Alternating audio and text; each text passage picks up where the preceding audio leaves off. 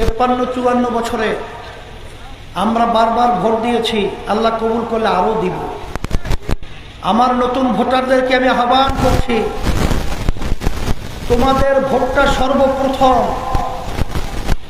সর্বশ্রেষ্ঠ নীতি যার নাম হলো ইসলাম, সেই ইসলামের পক্ষে হবে। আর যারা নাকি এই দেশকে ভালোবাসেন, ইসলামকে ভালোবাসেন, মানবতার কল্যাণ চান, তাদেরকে আমি বলবো যে আপনাদের ভোট হবে ইসলামী আন্দোলনের বাংলাদেশের পক্ষে, হাত পাকা প্রতীকের পক্ষে।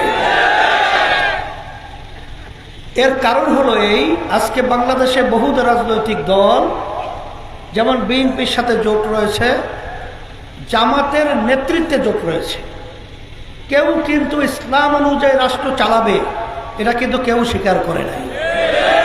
কিন্তু একমাত্র একটাই দল, ইসলামী আন্দোলন বাংলাদেশ।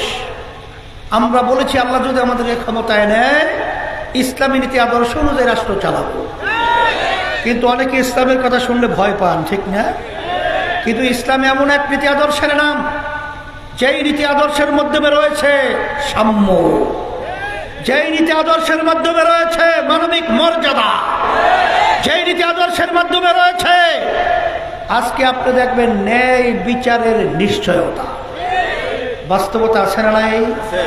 ওমর ফারুক রাদিয়াল্লাহু তাআলা আনহু বাংলাদেশের মতো প্রায় 200 দেশের রাজা, তিনি জেরুজালেম যখন রওনা করছিলেন, তিনি উটের পিঠে গোলাম উটের রশি টানছে।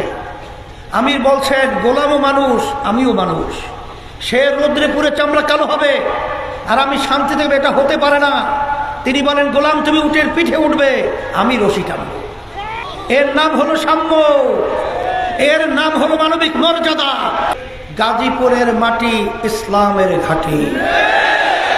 তাই গাজীপুরের মাটি থেকেই গাজী হিসাবে আপনাদের সন্তান আমাদের ইসলামী আন্দোলন বাংলাদেশের সম্মানিত মুখপাত্র, ইসলামী আন্দোলন বাংলাদেশের যুগ্ম মহাসচিব এবং ইসলামী আন্দোলনের বড় দায়িত্ব নেতৃত্ব, সে যে আপনাদের সামনে বলেছেন দেশকে তিনি সাজাবার দায়িত্ব পালন করবেন, সেই যোগ্যতা আল্লাহ তাকে দিয়েছেন। আপনারা যদি তাকে বিজয় করতে পারেন, সেটা বাস্তবে আপনারা দেখতে পারবেন ইনশাআল্লাহ। সে আশাবাদ ব্যক্ত করে আমি হাত পাকা প্রতীকে 12ই ফেব্রুয়ারি 2026 এই নির্বাচনে আমাদের গাজী আতাউর রহমানকে আপনারা এই হাত পাকা প্রতীকে ভোট দিয়ে সম্মানিত করবেন, বিজয় করবেন। আর আমি আপনাদের সামনে আমানত হিসাবে তার হাতে হাত পাকা উঠিয়ে দিয়ে আপনাদের সামনে আমানত হিসাবে রেখে গেলাম।